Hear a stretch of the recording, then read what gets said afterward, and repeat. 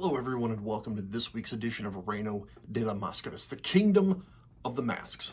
I am your host as always, Reino Mascaras, and today we're going to talk about something kind of tailing off the Mistico video a little bit.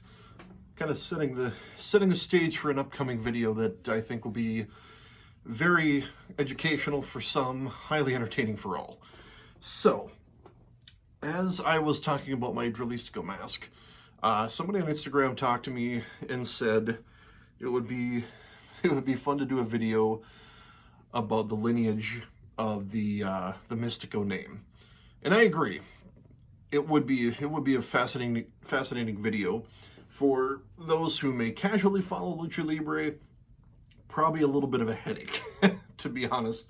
And for those that do follow Lucha, probably still a little bit of a headache, if you know what I mean. So, with that said, I thought today I'd talk about one of my favorite Mistico masks, which is interesting because in terms of modern Lucha, the one that I gravitated to when I started watching was Mistico. And back then, mask collecting wasn't what it was today. It wasn't, I guess for lack of a better term, easy. And I don't mean as in like affordable or anything like that, but for those who may not know, I've spoken about this a little bit before, but you did not have places like, for example, Republic of Lucha that were selling masks. I believe at that time, the main vendor was High Spots. Now, the interesting thing there was High Spots did have a set of masks that they had in stock, such as the Hysteria mask that I've shown off before. But the majority of them were special order. They had to order them, get them shipped in, and stuff like that. And for a gentleman like myself at the time, fresh out of college and newly wed, finances weren't really there for me to be buying at that time, $125 masks. Also not knowing much about mask quality per se. So I would see something and I'd be like, okay, why is this one $20 and why is this $125? Obviously now what I know, if I'm getting the $20 one, I know what I'm getting. I'm getting at best a semi-pro mask, most likely a fan support mask. And there's nothing wrong with that. But if you're looking for something of quality, you want something of higher quality. So not knowing exactly how to proceed was a little daunting. And then Mr. Patience over here, looked and said, "Oh my gosh, it's 8 to 10 weeks. How will I make it that long?" Yeah, if I could send a message to my past self and say, you order from a t-shirt site and it takes 2 to 3 weeks to get your shirt, you'll live. If only you knew then what you know now, right?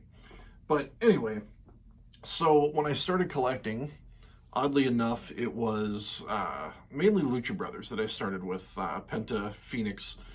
And over time, I was like, okay, I've got to get a Mistico mask. Mistico is the reason I got into modern Lucha, so it's only fitting that I have a mask. So as time went on, I did find a semi-pro mask, but as things progressed and my collecting habits changed, I thought to myself, I need something here. So, which brings us to today, because this year I managed to take care of that little gap in my collection here with this spectacular silver and gold Mistico mask. And to make it all the better, just slide it off the head here. Make it all the better, folks. Wrong side. There we go. It is signed. I swear I need like 4 hands sometimes, but there we go. You can see it pretty well there. So this one was an eBay purchase. I was just going out and about and saw this one, and I thought, that looks like something I'd like in my collection. Very, very cool. It's got, the usual traditional, Mistico design.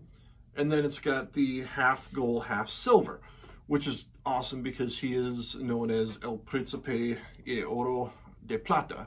I may have flipped that around. Sometimes I've seen it printed, you know, Prince of Gold and Silver, Prince of Silver and Gold. So I'm rolling with it. So no, this is like one of my favorite pieces. It is ring worn. Tricky part with somebody like a Mistico who has a set of traditional mask designs, it gets kind of tricky to see where these are used from.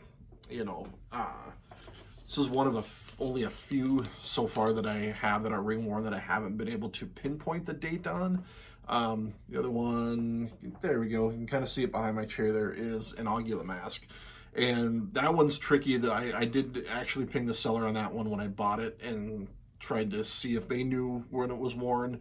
Unfortunately, they didn't, which is okay. You know, no big deal. It's kind of tough to go back with something like that where you know that it's at least 25 years old because he lost the mask in '98, so you know that's the most recent that the mask was worn. But in this case here, I know Mistico has used this particular design quite a few times, and so it's gonna be tricky to pinpoint exactly where it was used. But either way, it's a pro grade. It's signed. It's signed. You know, you can tell it's got wearing on the inside, so you know it was something that he competed with it. So I chalk that up as a full-blown win because somebody the stature of Mistico, you know, he's an absolute legend. I believe he's already a Hall of Famer in some circles. So you know his legacy will live on forever, or I should say the legacy of Mistico, because if you know that name has been the source of confusion, controversy a little bit. If you know the story of the whole court case with the original, when that all happened, and that's something I'll touch on in a future video. Somebody did request I go through all that with the lineage of Mistico, which then includes the lineages of Dragonly and Drolistico as well. So that's something I will definitely cover in a future video, because if nothing else, it's fun to just kind of look and try to make sense of it. You can make sense of it. I'm not saying you need to be a rocket scientist or, you know, something to that effect to understand it, but when you're looking at it from the outside for the first time, you can kind of feel yourself spinning in circles a little bit. So, but with that said, yeah, this one sits, actually you can see right behind me the Valiente mask that I talked about a few weeks ago. It sits right next to that one. So trying to get the shelves kind of organized a little bit with AAA and CMLL kind of in their own spaces, easier for me to find stuff. So, but that is this awesome ring worn signed Mistico gold and silver mask. One of my favorites.